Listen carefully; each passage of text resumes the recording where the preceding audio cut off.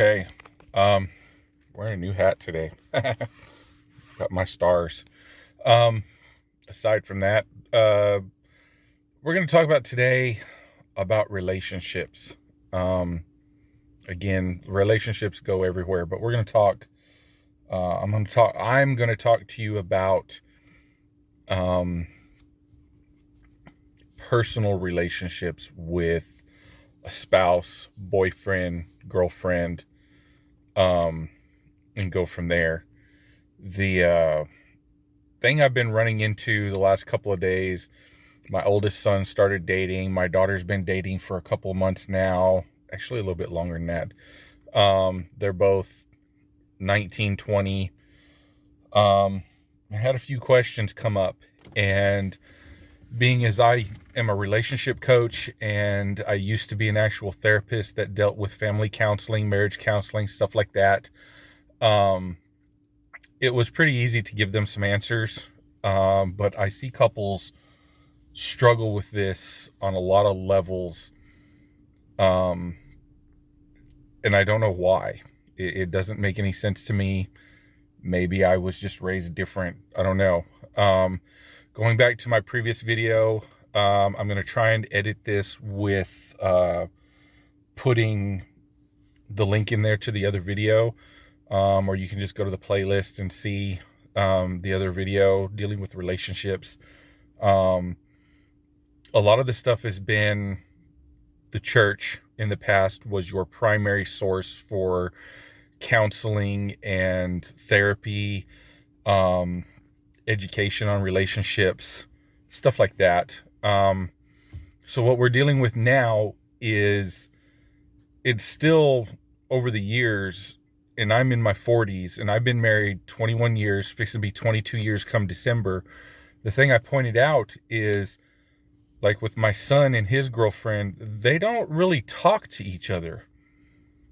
So I asked him, I said, how do you get to know each other? They've known each other,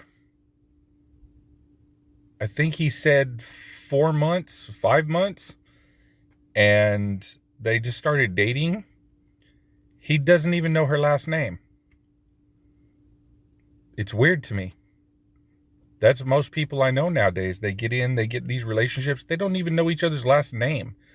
They just go out and have fun. They don't sit down and talk and get to actually know each other. I pulled up an old clip on YouTube of the dating game, and what was the other one? I think it was called The Marriage Game, something like that. I have to go back and look at the name. I grew up watching these shows. These shows are from the 60s and 70s. They're game shows. They were fun, but my kids were just like, they were in shock and couldn't believe that there were shows like that, because the couples would hold up cue cards and answer questions about each other. They would ask a question such as, like, what's your wife's favorite color? And these are couples that had been married like less than 2 years or just recently married. They were, the prize money was like a hotel stay for 3 or 4 nights for like a honeymoon type thing, stuff like that. It was pretty cool. I liked them. They were fun shows, but they taught me very early on, before I was even out of grade school, that if you want a relationship and you want it to last, you had to do stuff like that. Because I don't know, I was very observant as a kid. So when I saw those shows and what they were doing, the questions they were asking, stuff like that, I started noticing how my aunts and uncles were. I started noticing how my friends' parents were, how my parents were. My father never, ever forgot a birthday. He had this, he calls it his little blue book. And in that little blue book, it's like an address book. It's probably about the size of my hand. It's probably about the size of my hand, if not a little bit smaller, like a 3x5 card. And in that little book, that little address book, he's got written down all of the important dates. He's got all the birthdays of us kids, of certain family members. He has his anniversary written down. He has my mother's birthday written down. He showed me one day he even has certain things in there for days that are important to him and my mother. Days um like August 15th, I forget, something happened for them that's a very important date for them, that's almost as important as their anniversary, and he takes the anniversary way over the birthday, and he could care less about his birthday. But he cares about taking care of my mother on her birthday. He cares about taking care of them on their anniversary, stuff like that. He has the birth dates of all of the grandbabies written down, all of my kids. um I don't know if my sister had kids. I don't talk to her a whole lot. I've tried. She just doesn't talk. um just stuff like that to him is very important. He wrote down things like what her favorite color is, what her favorite flower is, um, what types of foods that she likes, so that him and my grandfather, I've never met my grandfather on my father's side because they passed away before he was, back when he was like 8 or 9, he said. And that's an interesting story I may share with y'all later on. That one's irony upon irony. It's insane, with that story. But anyway, getting back to this, with the way he does things, my mother's grandfather I got to know pretty well he passed away when I was about 12, almost 13. He passed away from cancer. But I have very fond memories of him. Didn't care much because he was a pipe smoker, and I didn't care much for the pipe smoke, but I have some very fond memories of him, of sitting on his knee. He was a hunter. Both of my uncles that I grew up around, two of my mother's older brothers, were hunters, so we would go out and do bow hunting. Black powder hunting is what they call it for firearms. We would do a lot of that growing up, and I have a lot of fond memories of them. But I never knew my grandparents on my father's side other than stories from my aunts and uncles on my father's side of the family. And so I remember my grandfather shared some stories with me and some life info, and my father shared some stuff with me too, even though we don't really get along now. Just too much of a personality conflict. Our personalities are too much alike, is what my mother says. So it goes one of two ways: either you get along very well, or you almost despise each other. And being a massive generation gap between us, and our personalities being so much alike, there's difference of opinions on things, and we're both very hard-headed on a lot of levels. I try and be more open, but anyway, I digress.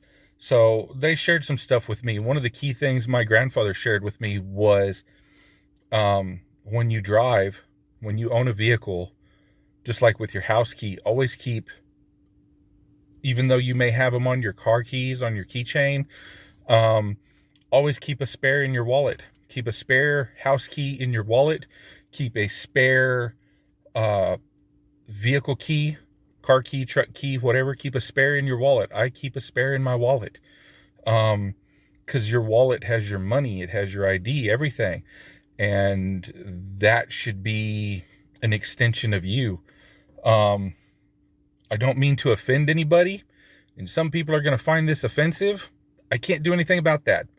My grandfather told me flat out, he said, your wallet as a man is like your nuts.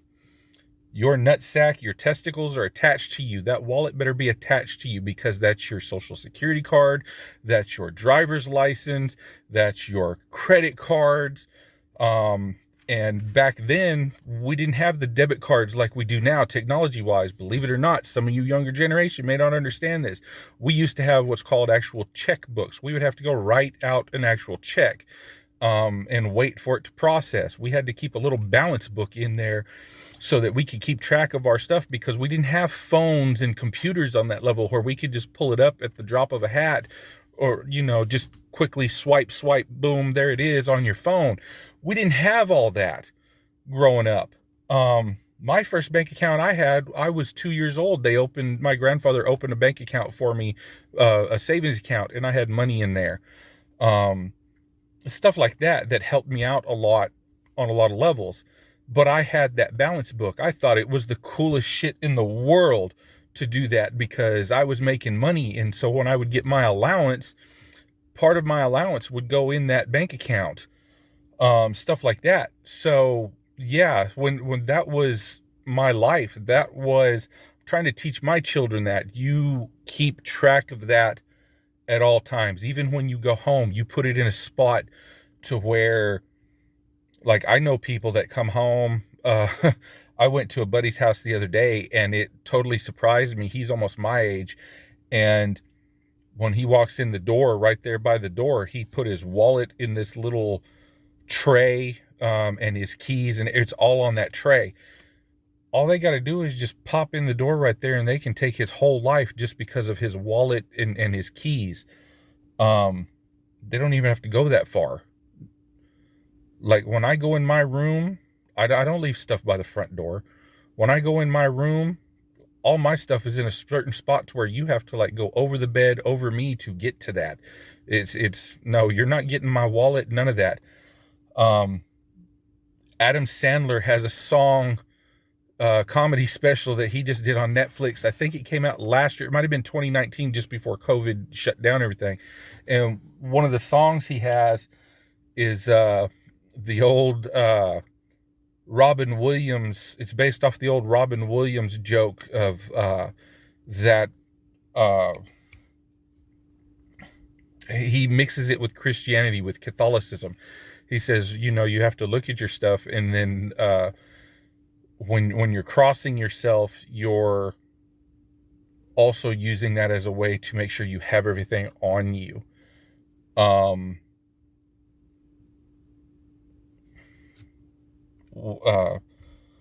Robin Williams did that, and then a couple others have made fun of it, just because it's funny.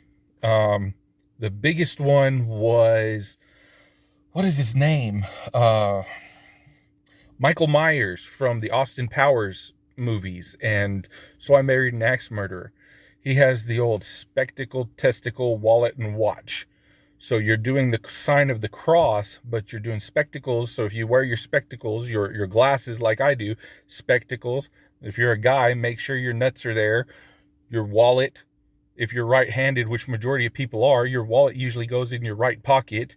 And then your watch always goes on your left hand. So there's the cross like that. Well, Adam Sandler does the same thing, but he doesn't do the sign of the cross because he's Jewish. But he's doing the whole, when I leave the house, I have to make sure I have my keys, my wallet, my watch, certain things like that. And then he takes it to a whole extreme to just blowing it way out of proportion on everything. And it's funny, but it's also kind of sad because I know people leave the house and if their head was not attached to their body, they wouldn't even know where their head was. It's sad. So yeah, looking at that, so that was a little drawn out, but take that to a relationship side. If you can't keep track of your wallet, you can't keep track of your info, which is super vital to you, because that's your money. All your money's locked up in your bank account, and if you don't have your credit card, your debit card, your bank card, how are you gonna get your money? If you don't have your keys, how are you gonna get in your vehicle? And nowadays, I had a guy. Actually, I called the other day because my son lost his keys to his truck because he did a whole clean. He couldn't remember where he put them. And we called 5 or 6 different locksmiths in the area. And the cheapest price there was $150 for them to come out and cut us a new key and pop the lock. And then when they found out the model and year of his truck, they were like, oh, that's a $700 key because it's a microchip. And we can't do that. You have to go straight to the dealership for that because the dealership has to program that key for you. And so I walked away. I just like, okay, thank you. I had like 5 of them tell me that. And I just walked away. And I told my son, I said, well, son, I ain't paying for that. You better look very, very hard, tear your section of the house apart with everything there and find that key because I'm not paying that. And you're going to be without a vehicle for a while. So you better start. If you don't find that key, you better do everything you can and like really buckle down and save your money, because that's almost a full month's rent in most cases for a lot of people. That's half a month's rent for me. My rent's almost $1,400 a month, and they wanted $700 for a key. It's, yeah, prices have gone outrageous in the last several years. When I got my truck, this key right here, this fob right here for my key, it has the extra key. All this key does right here on the bottom, when that pops out, all that does is opens my lock. That's it. It just unlocks my door. It doesn't do anything else. It unlocks the door. If I want to drive, I have to have that fob. That fob is my key. It has a magnet and a chipboard inside, because I've taken them apart. It has a little microchip board inside that when I plug it into the ignition, that channels the ignition and says, here you go, boom. And that fob is $400, and I can have up to 5 of them programmed at the Dodge dealership at one time, but it cost me almost $500 for that. When I got the truck in 2010, to program that fob, and they did a maximum of 3, was $230. That's tax and all, $230, and I could do a maximum of 3 fobs at a time. I have 3 fobs. They're all programmed for my truck. I have one, my wife has one, and I have one with my other keys on my key rack in my room with my other important stuff, for like locks to my locker, locks to my gate, locks to my storage unit, stuff like that. So yeah, it's all about being organized. It's all about communication. We communicated, we talked, and went through all of that. And these are things that were shared with me that were, keep a spare. So in case something happens, because prices are only going to go up, it's going to be insane. Now getting back to the relationship side, that communication, that being able to work through things, I don't see that anymore. If you're there with your spouse and you get into a fight, 9 times out of 10, that's the end of the relationship. You don't want anything to do with anybody. Y'all hate each other. It's over a simple disagreement that could have been easily solved if y'all just sat down and talked. They want to get married, and then they get married, and then the simplest little thing turns into a disagreement that it's the end of the world. It's the end of the relationship. Why? It boggles my mind. And it all goes back to, as I've been saying, people don't go to the marriage counseling anymore. The churches used to provide that in fact, if I'm not mistaken, if you're a member of the church, in quite a few of the churches that I've been around, they still offer those services for free. Especially if the pastor or the preacher is the one you want to marry you. So they'll sit down with you for 4 to 6 sessions, 8 sessions. You'll go over a bunch of stuff, like problem solving, get to know each other. They should be running you through different scenarios, so if you end up fighting, you can work through that fight without ending the relationship like that.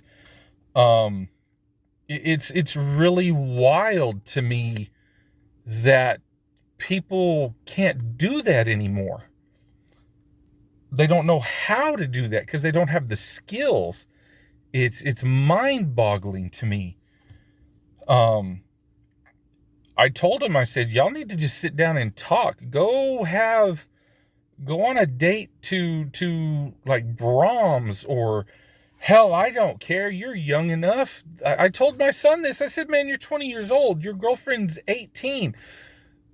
Go to freaking McDonald's and just sit down and talk. You don't have to go to the movies, anything like that. Just go sit down at McDonald's for like a lunch as your date and just talk. I took them along with me the other day,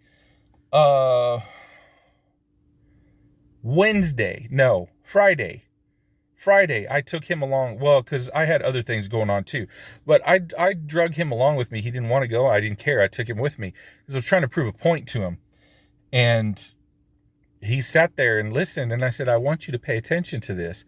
And we just talked like we always do. My wife and I, we just talked. We went over stuff that had been happening throughout the week. Um, we went over different situations that we had just seen the night before or that morning. Just different things. We just talked. We talked some business. We talked a couple other things, just sharing our day. And then we ended up going to eat, and we talked while we ate. And so I kept referencing back to him. I said, you should be talking like this unless you're specifically going to a movie where you don't talk, or some sort of event like that where you're not really going to talk. It's like you should be talking and getting to know each other, because the purpose of a relationship usually is to get married, or that long-term relationship. Maybe you're not into marriage.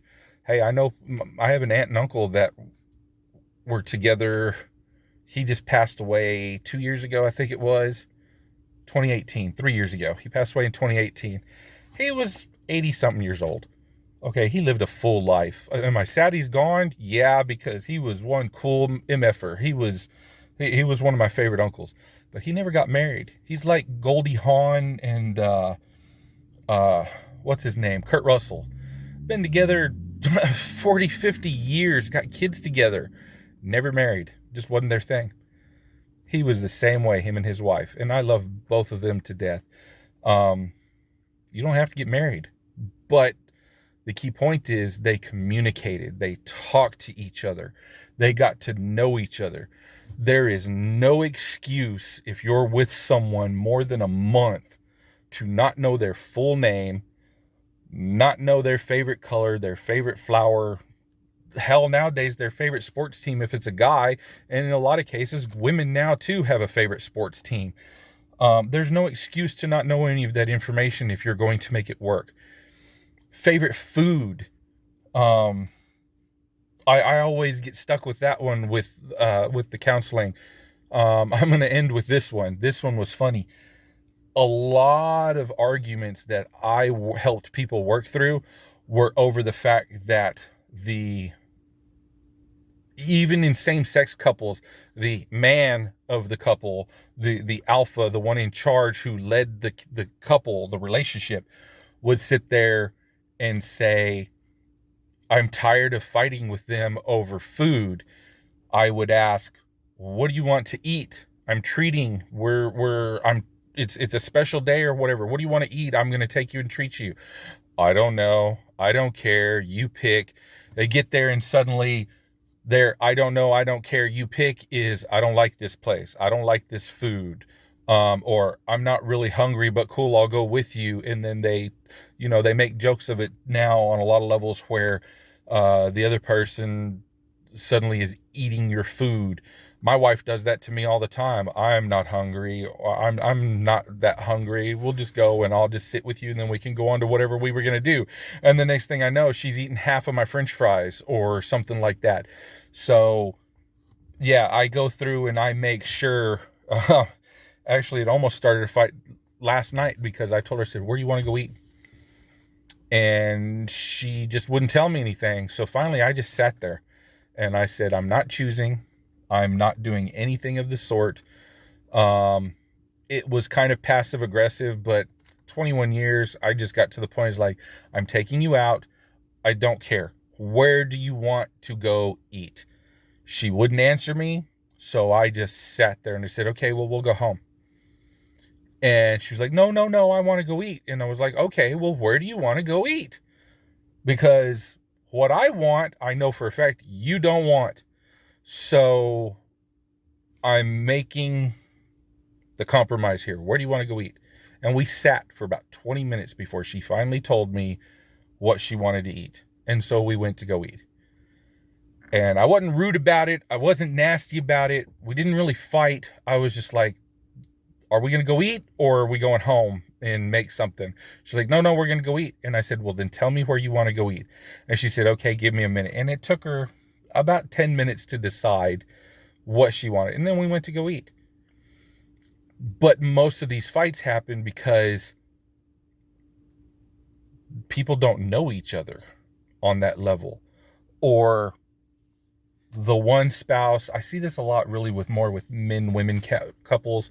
The guy doesn't pay as much attention as he should. But I know women that do the same thing. So it's kind of a 50-50. But in the food case, a lot of times it's the guy just doesn't pay attention. So what I've done is there's days it's like the joke of shut up, don't care, don't comment, just jump in the vehicle, let's go, we've got fuckery to do. It's don't ask questions, jump in, well, let's go. I'll surprise her and take her to one of these places that's one of her favorite foods, and she's just blown away. It's stuff like that. I was taught to surprise your spouse like that, your girlfriend like that, your boyfriend, surprise them. How can you surprise them if you don't know what they like? Because you don't talk. The other thing too is, and I meant to keep this short and I'm already 25 minutes. Damn. It's good info here, I'm telling you. The other thing is, if you don't talk, how can you surprise them? How can you do stuff like that? It also shows that you actually care because you're paying attention to what they're telling you. You remember things like that, like what their favorite food is, what their favorite color is. Just like you're walking through the store and you just find, like, you may not have a lot of money and you're at the dollar store and you find a water bottle and you know that they need a water bottle, or they've been complaining about it because their one broke or whatever, and you find a water bottle or a coffee mug or a glass and it's their favorite color. Doesn't matter if it has anything on it or anything. It could just be green and their favorite color is green.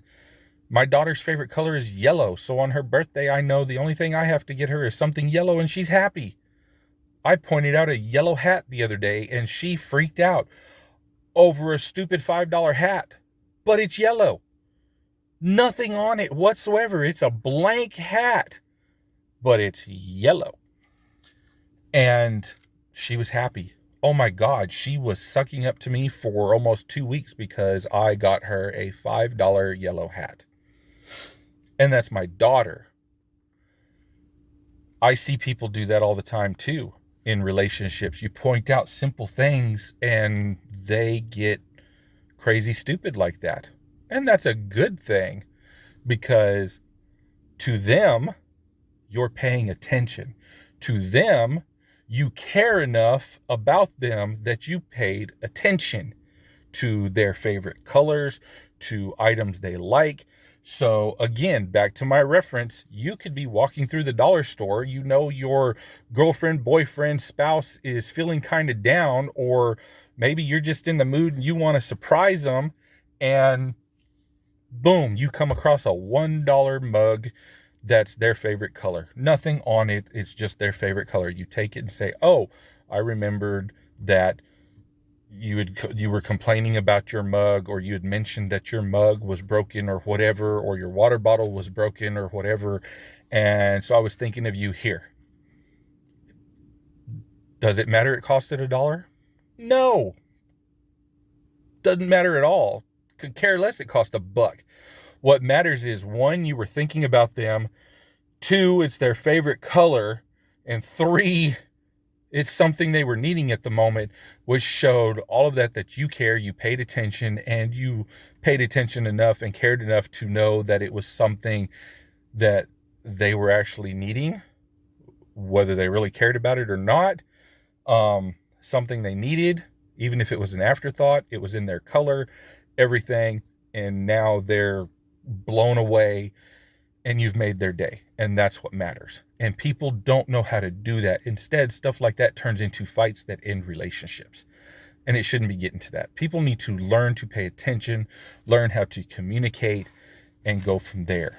And it'll surprise you. It'll change your life on so many levels. Anyway, this went way too long. Love y'all. Peace. Like, subscribe for more stuff. Join me on Facebook. On managemylife101.com, MML101. We'll go from there. Y'all have a wonderful day.